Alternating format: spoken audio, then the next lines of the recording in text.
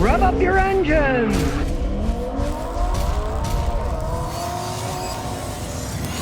Alright, here we have a guy who decided to get rid of his 2011 EcoBoost. Is kind of wearing out.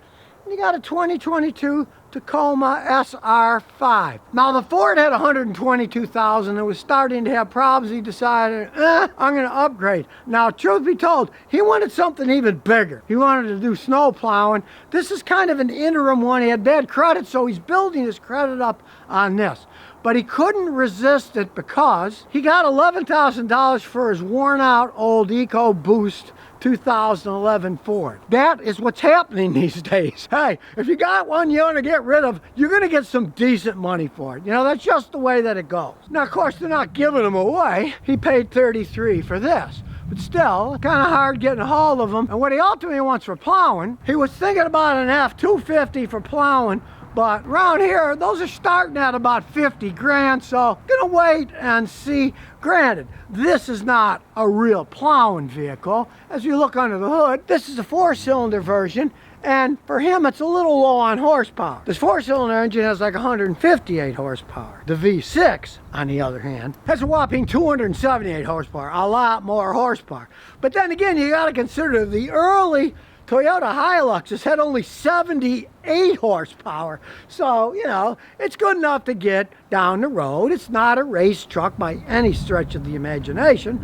Although with the V6, it is relatively quick. And this is the SR5 4x4. It's a very good 4-wheel drive system, tried and true in Toyota. He got in the mid-20s on a highway gas mileage, which is as good as you're going to get in a conventional engine gasoline. And I like it because it's still got a key. Yeah, it's an immobilizer key, but it's got a key. I don't like the keyless remotes.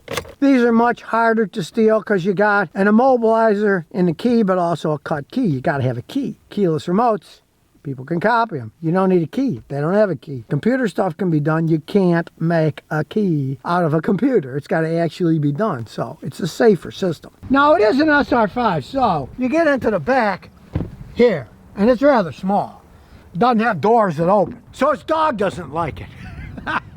Now realize one thing, this is a Tacoma that was made in Mexico. Notice it doesn't say Mexico, but it says Guanajuato. Well, it is Mexico. Oh, it does say Mexico. There it is. Made in Mexico. It even says it. They're not hiding it. And it turns out that the charge port doesn't work. A customer bought one of these Mexican-made Tacomas, and the radio didn't work. So they got to fix that. But it just kind of shows you, if you understand Toyota, quality is the big deal with Toyota. But you make them in Mexico, you're not going to have the same quality. That's just the way it goes. Stuff made in Mexico, the quality is just not as good as the Japanese. That's just a fact. There's no way out of it.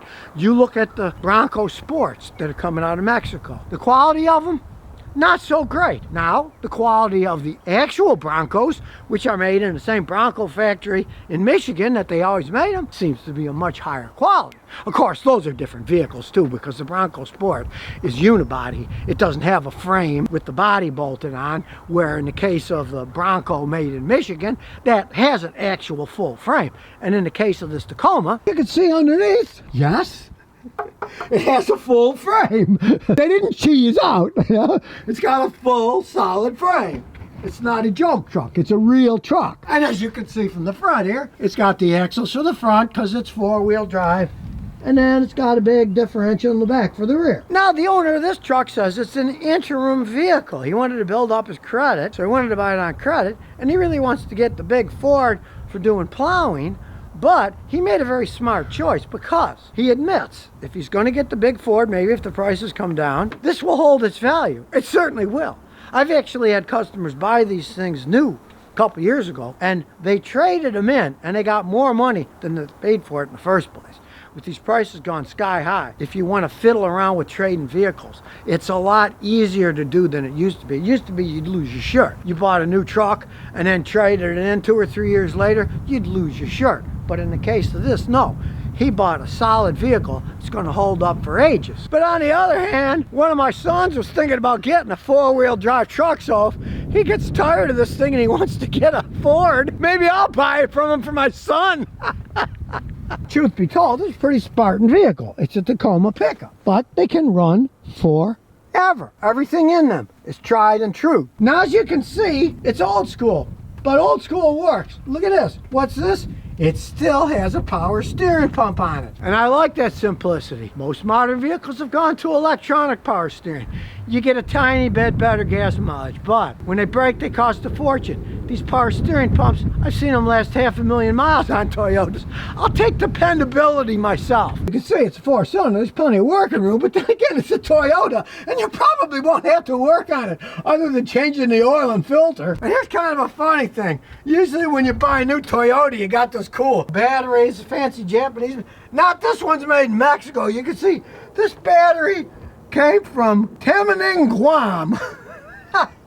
It's not the fancier ones. I guess they want to save money whenever they can, so they're putting a Guam battery in instead of a Japanese one. Truth be told, I've had customers get Mexican-made Toyota Tacomas, 250, 300,000 miles. They're still going down the road. It's not like the engines and transmissions are made in Mexico. They're just put together there. Let's take it for a spin. It's a Toyota.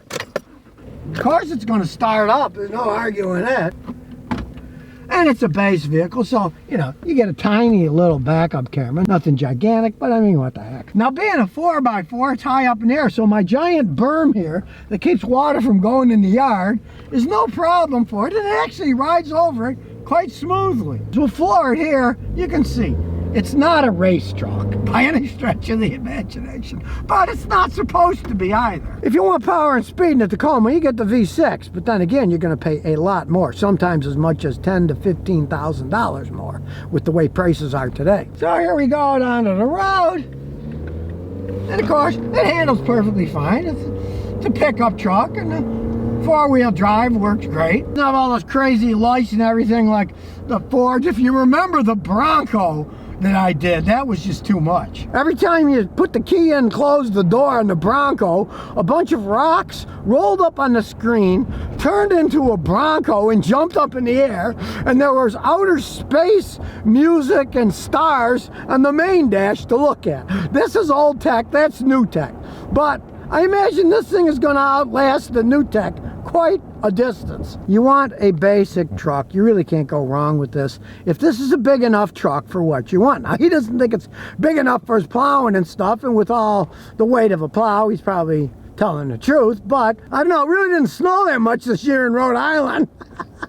Now, I do have to say the owner of this truck is a little bit crazy as far as I'm concerned, because he bought this as an interim truck to build up his credit before he gets a big Ford. You could drive this thing forever. I would never use it as an interim truck. I would just keep it and drive it forever. But for his situation, if he does want to get a big Ford, put a plow on it, what the heck? He'd probably get more money than he paid for it if he gets rid of it in a year and decides to get the Ford truck, because really, it's not a towing truck by any stretch of the imagination.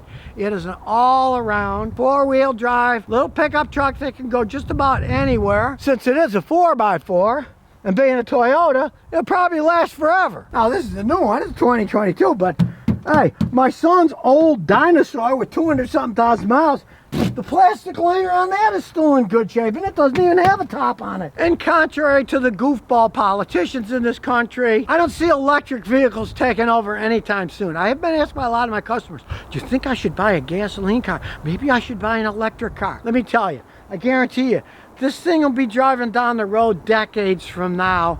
It's not going to be the end of gasoline here in the United States. Proven technology, it's a proven truck. Electric vehicles, nothing's been proven other than they cost a lot of money, and there's no place to recharge them, and there's no place that generates the electricity for millions of them. It's a fantasy. Don't worry about, oh, what if I buy this and they don't have gas anymore? Now, I do have to say, though, it is a Toyota. So maybe this truck will still be around when they don't sell gasoline anymore, and you can use it as a bird feeder or something. But it's going to be a long time before they stop selling gasoline in the United States. So if you never want to miss another one of my new car repair videos, remember to ring that bell.